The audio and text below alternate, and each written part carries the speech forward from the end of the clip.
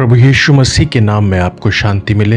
मेरे प्रिय भाइयों और बहनों, आज जिस विषय पर हम मनन करेंगे वो है आत्मिक मिस्र। और वचन में से पढ़ने के लिए हम निकाल लेंगे इफिसियों की पत्री, उसका 6वां अध्याय और उसका 12वां पद। और यहाँ पर इस प्रकार से लिखा है, क्योंकि हमारा यह मल्ल युद्ध लहू और मांस से नहीं परंतु प्रधानों से और अधिकारियों से और इस संसार के अंधकार के हाकिमों से और उस दुष्टता की आत्मिक सेनाओं से है जो आकाश में है। मेरे प्रियो, जब हम देखते हैं पुराने नियम के अंदर तो वहाँ हम पाते हैं कि किस प्रकार से इजराइल की प्रजा ने यहोवा को दुहाई दी, यहोवा के नाम को पुकारा, क्योंकि वो इतने ज्यादा कष्ट में थे जो कि मिस्र के लोग उनके ऊपर डाल रहे थे। क्योंकि इजराइल की प्रजा गिनती में दिनों दिन बढ़ोतरी करती चली जा रही थी और तब एक नया फिरौन, एक नया राजा पुराने फिरौन की जगह पर आता है। अगर आप ध्यान दें और ध्यान से पढ़ें तो आप पाएंगे कि पुराना फिरौन, पुराना राजा यूसुफ को बहुत अच्छे तरह से जानता था और यूसुफ उसका प्रधान हुआ करता था। और उसी के कारण, अर्थात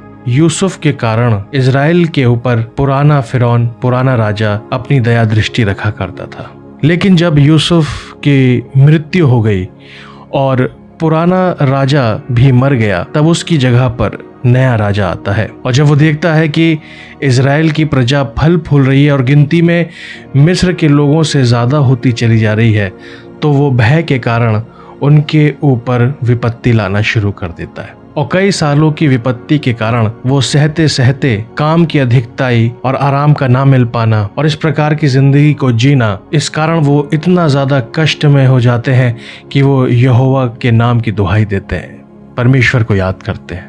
और तब परमेश्वर मूसा को भेजते हैं उनकी छुड़ौती के लिए। हालेलुया। और जैसा कि हमने इस वक्त में इफिसियों की पत्री उसके 6 अध्याय के 12वें पद में पढ़ा है कि यहाँ पर इस प्रकार से लिखा है कि हमारा जो युद्ध है, जो हमारी लड़ाई है, वो लहू और मांस से तो नहीं है परंतु प्रधानों और अधिकारियों से, जो कि संसार के अंधकार के हाकिम हैं मेरे प्रियो, और उस दुष्टता की आत्मिक सेनाओं से है जो आकाश में पाई जाती है। हाँ मेरे प्रियो, हमारा आज का ये युद्ध आत्मिक मिस्र से है। आज हमें से बहुत से लोग उस आत्मिक मिस्र के चंगुल में फंसे हुए हैं, हमें पता भी नहीं चलता है और हम इस संसार की गुलामी में फंसे रह जाते हैं। मेरे प्रियो, हम इस संसार की गुलामी में किस प्रकार से फंसते हैं?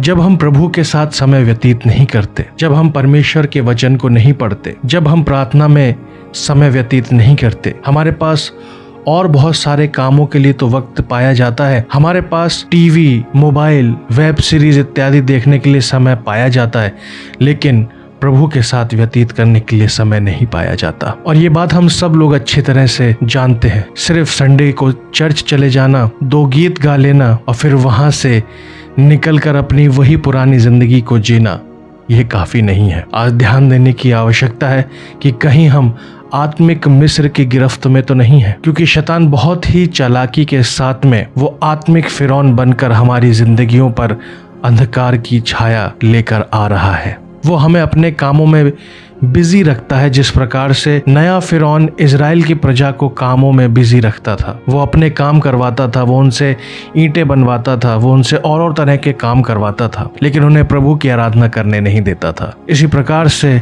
आज का ये आत्मिक फिरौन, ये जो आत्मिक हाकिम है, ये जो आत्मिक अधिकारी है, जो अंधकार का हाकिम है, वो हमें बेगारी में ले जा रहा है।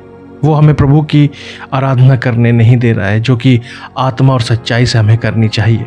जबकि हमें समय देना चाहिए कि हम प्रभु के साथ अपना समय व्यतीत करें, ज़्यादा से ज़्यादा वचन को पढ़ें, मनन करें।